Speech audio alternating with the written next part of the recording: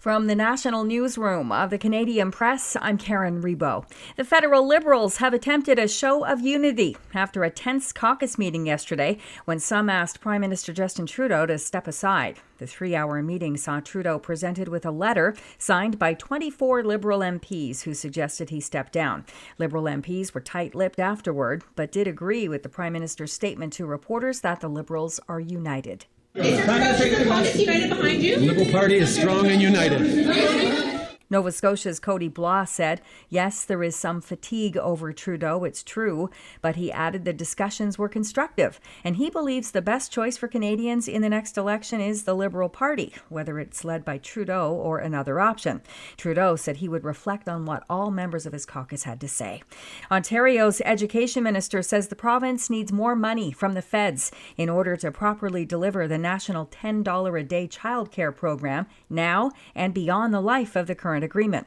Jill Dunlop suggests in a new letter to the Federal Families Minister that the sustainability of the program is in jeopardy without more funding. She says they also need to lift a cap on the number of for-profit spaces so the program can expand more quickly. This is their signature program, so I'm asking them to bring more money to the table, but also to look at the ratios that are in place right now. Ottawa, however, doesn't sound receptive to the request, with Jenna Sudd's office saying that Ontario signed the deal with eyes wide open.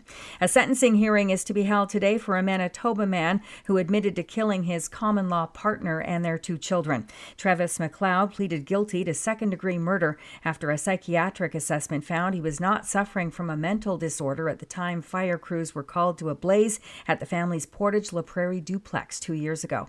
A new report says 83% of Canadian adults have a regular primary care provider, but that means 5.4 million Canadian adults don't. The Canadian Institute for Health Information found seniors 65 and older were much more likely to have access to a family doctor or a nurse practitioner. Younger Canadians, 18 to 34, were much less likely.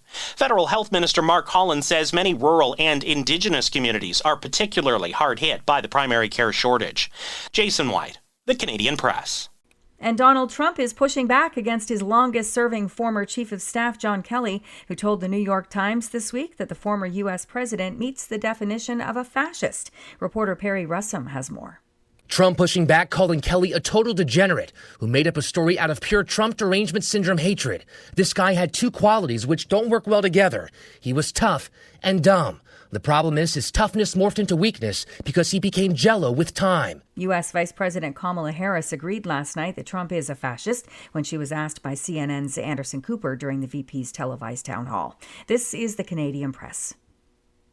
In sports, the Toronto Raptors kicked off their 30th NBA season last night with a blowout loss. Evan Mobley scored 25 points for Cleveland in the Cavaliers' 136-106 victory over the host Raptors at Scotiabank Arena. Raptors All-Star Scotty Barnes says it was a struggle. They were the better team tonight. They made adjustments. We got another game on Friday. Worry about that. Focus on that. Montreal's Chris Boucher had 18 points off the bench for the Raps, who lost Emmanuel quickly to a bruised pelvis late in the first half. There was just one game in the NHL last night, and the Washington Capitals used it to push its winning streak to 5 games. In the Caps' 6-3 victory over Philadelphia, Alex Ovechkin scored the 855th goal of his NHL career. He's 40 goals away now from breaking Wayne Gretzky's career record. And in tennis, Canadians Leylah Fernandez and Bianca Andreescu have both moved on to the quarterfinals at the Toray Pan Pacific Open in Tokyo. From the Canadian Press, I'm Karen Rebo. Thanks for listening. Don't forget to follow and subscribe. For more of today's top stories, visit thecanadianpressnews.ca.